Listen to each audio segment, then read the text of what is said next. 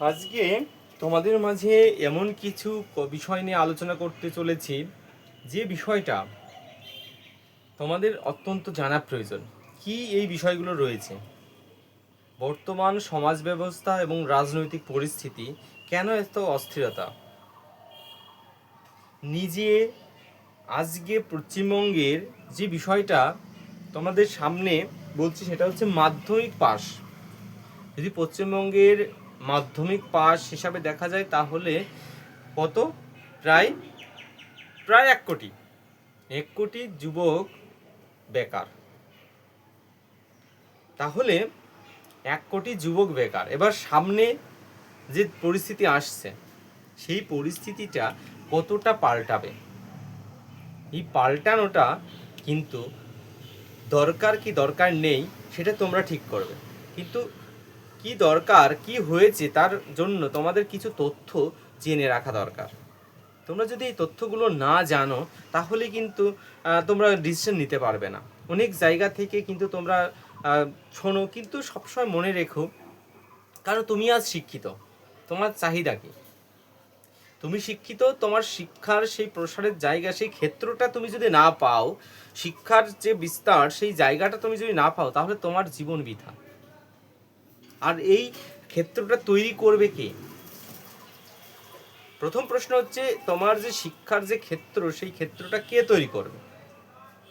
এটা 1 নম্বর প্রশ্ন। তোমাকে বুঝতে হবে যে এই দীর্ঘ 2010-এর পর থেকে যদি আমরা এই পশ্চিমবঙ্গের বিষয়টা নিয়ে ভাবি, 2010 থেকে 2026, আমি আজকে কত 2010 থেকে 2026 এই যে বিষয়, অর্থাৎ 2011 থেকে 2025 পর্যন্ত আমি যে বিষয়টা, আমরা এই শিক্ষা ব্যবস্থা কি দিয়েছে আমাদের, যে রাজনৈতিক দলগুলো রয়েছে। এবার অনেকে তোমরা বলবে যে একটা টিমের হয়ে কথা বলছো। না, আমি কোনো টিমের সম্পর্কে কথা বলছি না। যে রাজনৈতিক দলই আসুক না কেন, সেখানে ভালো মন্দ উভয়ই থাকবে, কিন্তু সেই ভালোটার পরিমাণ পার্সেন্টেজটা কত এবং খারাপের পার্সেন্টেজটা কত তার উপর নির্ভর করতে হবে।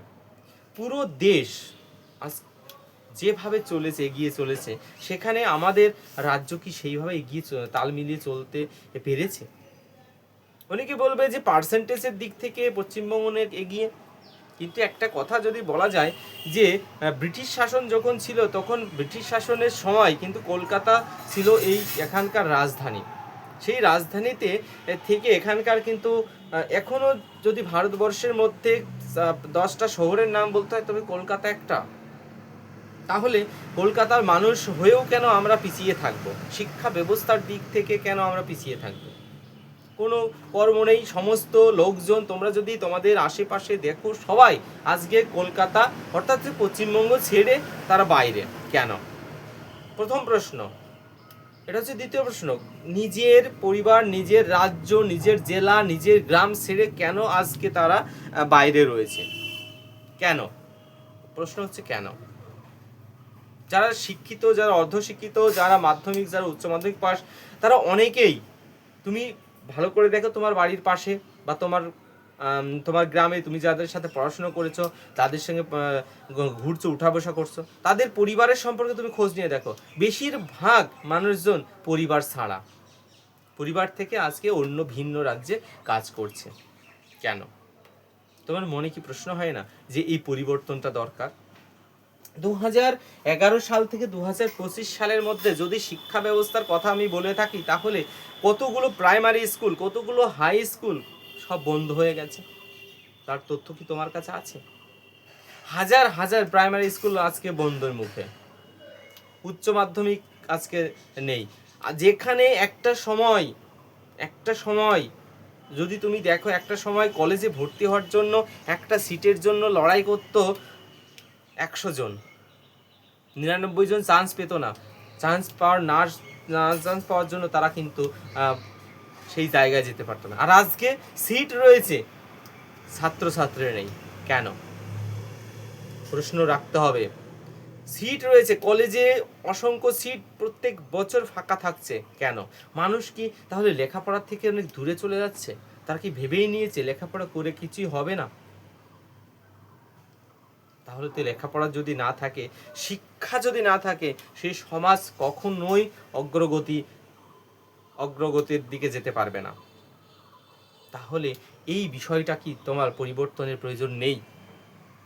এবার এই যে স্কুলগুলো বছরের পর বছর বন্ধ হয়ে যাচ্ছে, তোমার পাড়ায় যে স্কুলগুলো ছিল তার দেখো 2জন শিক্ষক। আমি আমাদের পাড়ায় যে প্রাইমারি স্কুলের রয়েছে, যে প্রাইমারি স্কুলটি রয়েছে সেখানে 2জন শিক্ষক, একজন স্যার একজন ম্যাডাম, তাহলে কত? 2জন শিক্ষক রয়েছে।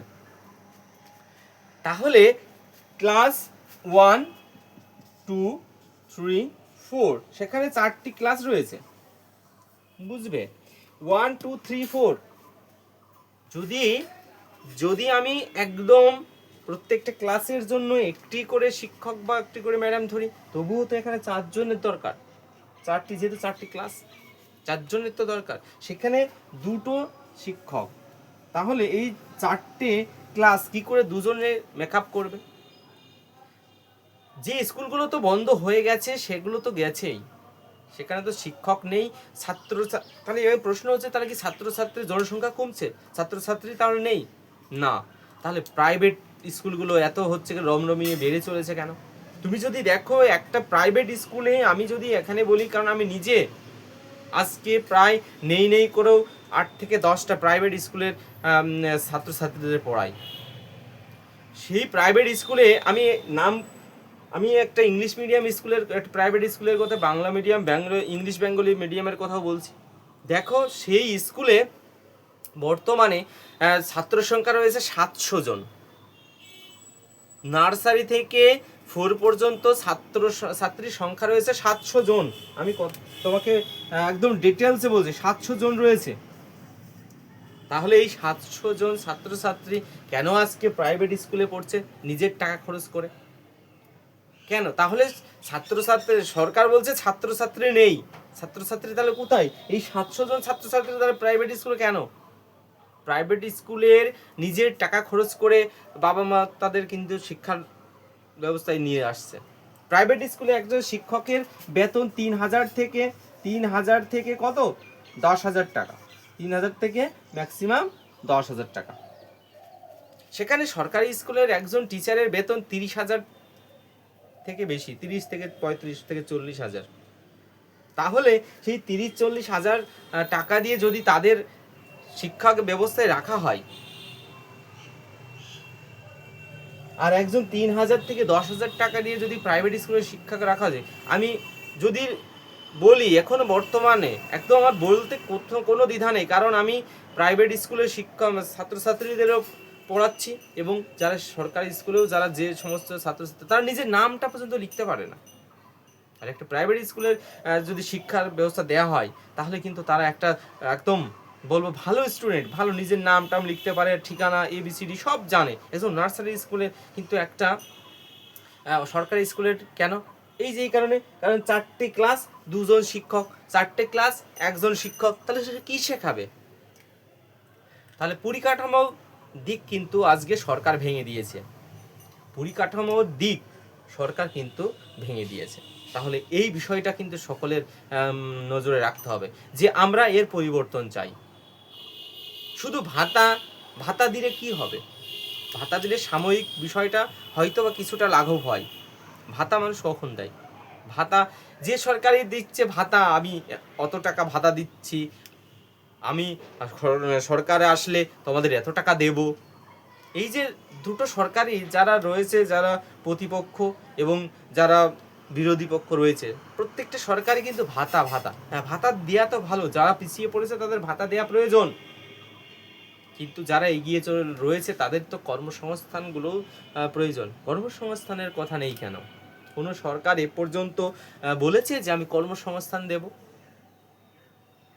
সেন্ট্রাল বলবে আমি 2 লক্ষ কর্মসংস্থান দেবো প্রতি বছরে, সেটাও কিন্তু সে পূরণ করতে পারেনি। কিন্তু তবুও আমি মনে করি পরিবর্তনটা দরকার। তোমাদের যে শিক্ষা ব্যবস্থা, তুমি একজন শিক্ষিত, তোমার ব্রেন, তোমার মস্তিষ্ক উন্নত, তুমি নিজের বুদ্ধি খাটিয়ে অবশ্যই তোমার ভোটটিকে দেবে। যেন সরকার, এই সরকার শুধু ভাতার সরকার, এই সরকার কর্মসংস্থান করতে পারেনি, এই সরকার পুরো ব্যর্থ। শিক্ষা ব্যবস্থায় এই সরকার ব্যর্থ, কর্মসংস্থানে এই সরকার ব্যর্থ। শুধু ভাতা দিচ্ছে 1500 করে, 2000 করে ভাতা দিচ্ছে, এতেই কি সরকার তার ভোটটা নিচ্ছে? এটা পুরো ভোট নেওয়ার জন্যই কিন্তু এই ভাতা। যদি ভোট নেওয়ার জন্য ভাতা না দেওয়া হতো, তাহলে আজকে বলছে যে আমার হাতে 21,000 থেকে 40,000 শিক্ষকের শূন্যপদ রয়েছে। তাহলে এই 10 বছরে কটা শিক্ষকের পরীক্ষা তুমি নিয়েছো? এই প্রশ্নগুলো করতে হবে। তাহলে এই বিষয়গুলো দেখা যাচ্ছে যে তারা কিন্তু কিছুই করেনি। এরপরেও যদি তোমাদের মধ্যে যদি এতটুকু সচেতনতা না থাকে, তাহলে কিন্তু তোমার শিক্ষা ব্যবস্থা যেটা আছে তার থেকেও কিন্তু তুমি প্রাইভেট শিক্ষা ব্যবস্থার সম্পর্কে এখনও তুমি ধারণা করতে পারোনি। তাদের ভর্তি, একজন নার্সারি স্টুডেন্টের ভর্তি 30,000 টাকা, নার্সারি যে শুধু যাবে আর আসবে, 30,000 টাকা প্রাইভেট স্কুলে ভর্তি। তাহলে তার বই খাতা, স্কুল ব্যাগ, ড্রেস, জুতো, মোজা সরকার কেন দায়িত্ব নেয়? এই স্বাস্থ্য ব্যবস্থা কতটা উন্নত হয়েছে? শুধু কার্ড ধরিয়ে দিলেই স্বাস্থ্য ব্যবস্থা হয়ে যাবে? নেপালের রাজাকে, এই রাজার যে পদক্ষেপ, সেটা আমরা খুবই খুশি হয়েছি, কারণ তিনি এমন কিছু নিয়ম দিয়েছেন যে প্রাইভেট স্কুলগুলো উঠে যাবে। সে উঠে যাক বা না যাক, সেখানে তার থেকেও একটা বড় কথা তিনি বলেছেন, যেখানে উচ্চ পদস্থ কর্মচারীর সন্তানেরা যদি সরকারি স্কুলে না পড়ে, তাহলে শিক্ষা ব্যবস্থা কি করে ঠিক হবে? যদি উচ্চ কর্মচারী রাজা মন্ত্রীদের সন্তানেরাই যদি প্রাইভেট হসপিটালে চিকিৎসার জন্য যায়, সরকারি হসপিটালে না যায়, তাহলে সরকারি হসপিটালগুলো কী করে পরিবর্তন হবে? এই কনসেপ্টগুলো কিন্তু খুব দারুণ, এবং এটাই প্রত্যেক যেই সরকার আসুক না কেন সেখানে কিন্তু এটা লাঘব করা উচিত। বারবার তোমাদের ভাবতে হবে, বুঝতে হবে, কারণ এই এসএসসি নেই, যা হচ্ছে দুর্নীতি। কিন্তু দেখো, এই যে একটা কথা, যে ভগবান আছে কি নেই, তুমি যদি প্রমাণ করতে পারো তাহলে আছে, প্রমাণ না করতে পারলে নেই। ঠিক এসএলএসটি পরীক্ষায় তাই, তুমি যদি প্রমাণ করতে পারো তাহলে তুমি হচ্ছে চোর না, প্রমাণ না করতে পারলে তুমি চোর।